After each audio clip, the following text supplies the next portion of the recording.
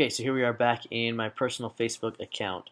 Um, let's go ahead and run an ad just so you can see the process. So um, I've got a page here that targets Jane Austen fans. Okay, Jane Austen is an author, early 1800s, late 1700s author that appeals to women. They love her. So um, of these 3,700 likes, it is 99% women. So anyway, you may or may not have heard of her, but she is very much alive in her fans.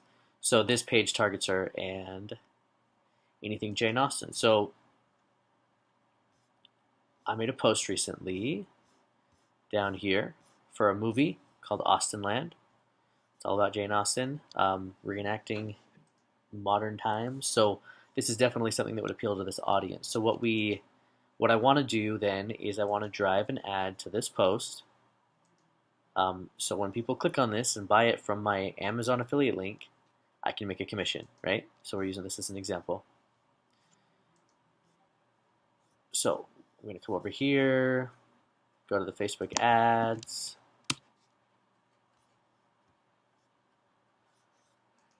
the ad manager here, and I am going to optimize my ad for engagements on that post. So I need to choose the page I want to run an ad on. Then I need to choose which post I'm going to be promoting. So here it is, the Blu-ray. So continue here. I want to get engagement on this post, so when people click on it and go buy it, then I make a commission for having done so. So the first thing that I'm going to see here on a page post engagement is it's going to get the ad preview. So here's an ad preview of what it's going to look like in somebody's desktop news feed. It's going to display just like that. I've got advanced options here where I can choose tracking pixels and stuff like that, but mainly this block right here is for the ad preview. So that's what it's going to look like on the desktop. This is what it's going to look like on somebody's mobile feed. So you can see it's changed it here because the ad image size wasn't optimized for mobile, so it shrunk it down. Maybe I don't like this, and I don't, for whatever reason, feel like mobile's the traffic I want. I can remove that. That way I've only got the desktop, and coming down here, showing up in the right-hand column.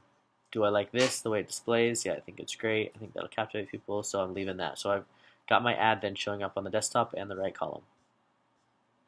Okay, audiences. I can choose from a variety of different audiences. There's a bunch of different places to get different audiences, and I'll do a section on custom audiences in a minute here. But first, let's take a look at the stuff below that. So first, location. So I know that the people who like Jane Austen are typically in English-speaking countries, so I'm just going to start listing out some English-speaking countries.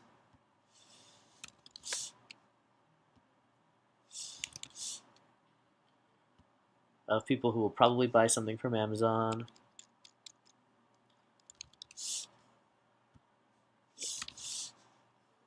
Right? So,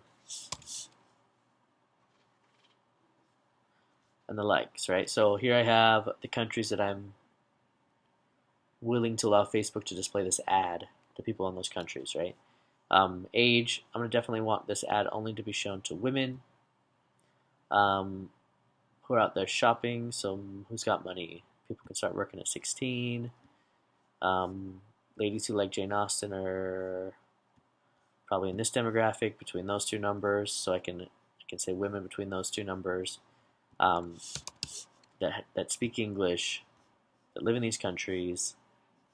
Right, so I can get fairly specific there on the demographic, and then this is the important part here is driving into the interests. Okay, so for big broad interest categories, you can do these drop downs and say anybody who likes movies, right? So any woman who's between 16 and 55 in those countries that likes movies, and so my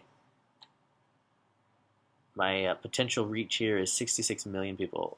So that's way too broad, right? That's going to be a lot of ad spend before I find somebody specifically who likes Jane Austen movies. So instead of that, I can just start typing, and Facebook, just like Google suggests, will start to populate interests that follow along with what I'm typing. So I'm just going to start with the obvious ones. Jane Austen, great. People who like Jane Austen that fit in this section are that. Now you'll notice the difference. Total people who have expressed an interest in Jane Austen is 4.6 million, right? But people who fit this age group and only in those countries and that only speak English and that are only women are 1.7. So I'm getting more specific now. I know Jane Austen's novel is called Pride and Prejudice. I know people who love the Pride and Prejudice film. So here's a bunch of suggestions already. They can see where I'm going with this, right? And they're smart enough that they're giving me a bunch of suggestions. I'm looking for anything else that is Jane Austen right now. Sense and Sensibility is her book. Emma is her book. Mansfield Park is her book. Persuasion. Okay, so I'm taking all these in. Colin Firth is an actor who is the star in one of the Pride and Prejudice ones, and the gals are crazy for him, so I'm putting him in. Right, so just right off the bat, looks like I've grabbed it. Keira Knightley is another star that's in a Jane Austen film, but she's in so many other films, and she's so broad that I might be hitting the wrong audience, so I'm not going to bring her in, because it could be displaying this ad to somebody who liked Keira Knightley in Pirates of the Caribbean and could care less about a Jane Austen movie, so I'm not going to bring that one in. That's going to be too broad for me. So I've got a good start here, right? And you can see that my potential reach is wider because of all these different interests I've added. Somebody may have clicked that they like Pride and Prejudice, but never clicked that they actually like Jane Austen. And so I'm capturing anybody in these interests, if they have at least one of these interests and fall in these categories up here. Then they come over here to my potential reach. So now I could call this good and call it fairly specific, or I can, if I want a bigger potential reach, and this is fine. I mean, 3.2 million is fine. Once you're in the hundreds of thousands, I think you're fine. I mean, again, it's going to depend on your target audience and the offer and stuff like that. But let's just say I want to go broader, I want a bigger audience. Then I can start thinking outside of the box, right? And this would probably be better to do on a separate ad so I can split test. So here I have a fairly focused ad. I guess a fairly focused ad wouldn't have this actor in it. So that's a fairly focused ad, very much on her and her books and her pieces of work. I can go, broader, Sense and Sensibility, bringing in all the films since my post is about films, right? So anybody who's liked the film and TV rendition of Jane Austen books. Okay, I've exhausted the Sensibility one. Let's go Pride and Prejudice TV series. Pride and Prejudice TV series. Pride and Prejudice film. Okay, so I'm going to say that one's exhausted. Let's go for Mansfield Park. Right, so you see it's kind of a process as you think through who your target audience is going to be, and appreciate your patience as I do this in real time here, because this is kind of the process. You get in here and you click around and you realize stuff and bring in what you like. So Northanger Abbey movie, that's hers. See if there's any other versions of Northanger Abbey. There's another film. Oh, I didn't even get the novel to start with.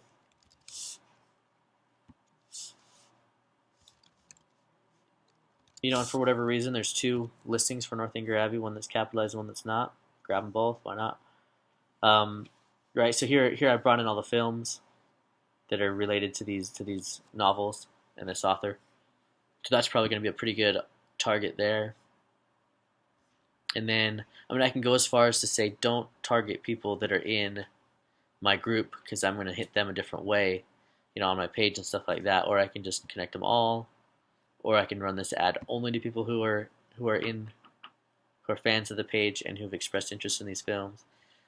There's different ways to bring it in the target, but for now, let's just say everybody. So everybody who's living in these countries, who's between this age, who's a woman, who speaks English, who has these interests, at least one of these interests, my ad's going to display to them. Okay, so I can give my ad set a name. Austenland Blu-ray, and then remind myself that it is, the novel and film audience, and that this ad is optimized for engagements, right? So just some notes to myself, making that name, that way I can remember what I'm doing. Set my budget per day, let's run it at, $25 a day. Run it continuously until it's just not working for me anymore. And again, you can change right here, but I'm going to bid for page post engagement. Place the order. Okay.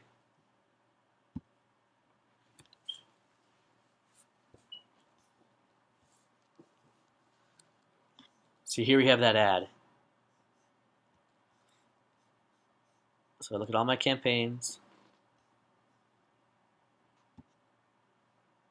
I've got this one right here. Here's that ad. When I click on it, it shows me what it looks like in the news feed. It shows me my potential audience. I can always come in here and edit any parts of this, and it's going to show me my performance right here. So as the page post engagements come in, it'll tell me how much I've spent on them per engagement. Over here, it'll tell me that I'm getting, of those engagements, so many of them are likes, so many of them are comments, and so many of them are clicks directly to the website, things like that. So I can just start to scale things up and down depending on how it's performing and things like that. So that is an ad. Now things get a little different when you create an ad.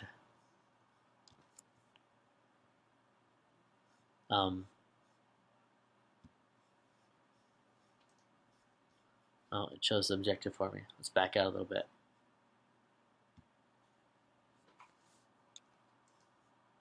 So if we want to create an ad with clicks directly to the website,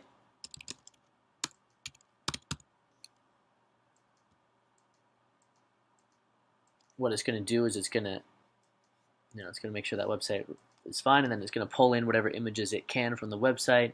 You may want to keep them, you may not like them, but then at this point you start to upload your own images, or you can even find images with Facebook's agreement with stock images. I mean, I'm gonna run an ad to my to the Idaho's government site.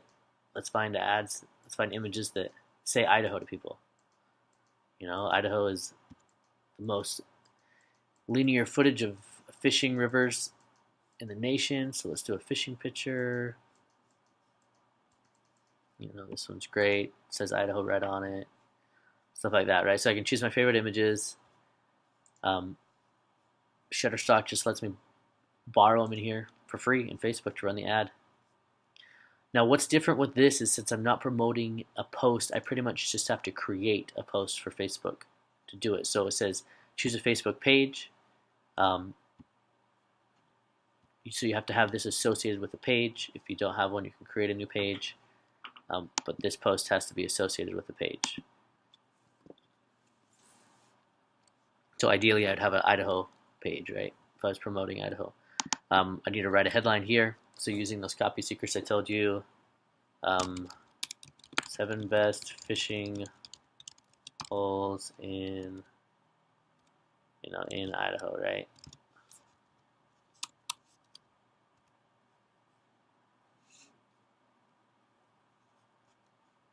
Sometimes you have to get creative because you only have so many characters. 7 best fish holes in Idaho. Alright, so that's your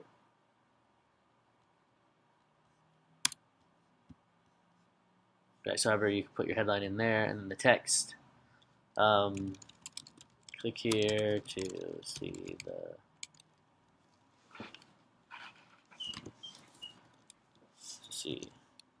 beautiful pics of the 7 best fishing holes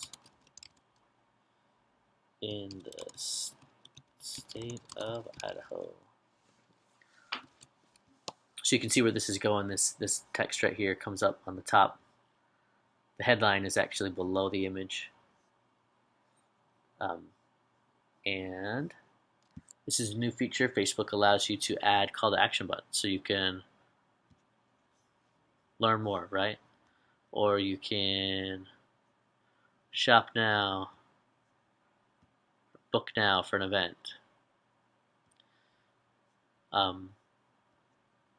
So however you want to do that. Again, those buttons they're optional, but so you're gonna want to split test with or without them. But so far, I've really liked them. And then you get to click through here.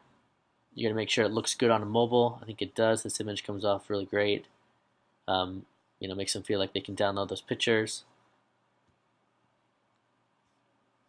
And again, it's showing you both, right? So you can see here on the right-hand side. I don't like this one as much on the right-hand side. I do like this one. I think that this is big enough that it says something. This image is kind of blurred and doesn't speak to me on the right-hand side. So let's not run right-hand column ads. The mobile ads are fine. The desktop ads look great. Cool. So that's how you're going to do an ad directly to a website. Again, we come down here with audiences and an interest and things like that. So let's look a little bit at the custom audiences. I'll show you how that works here, and I'll go ahead and do it in the next video.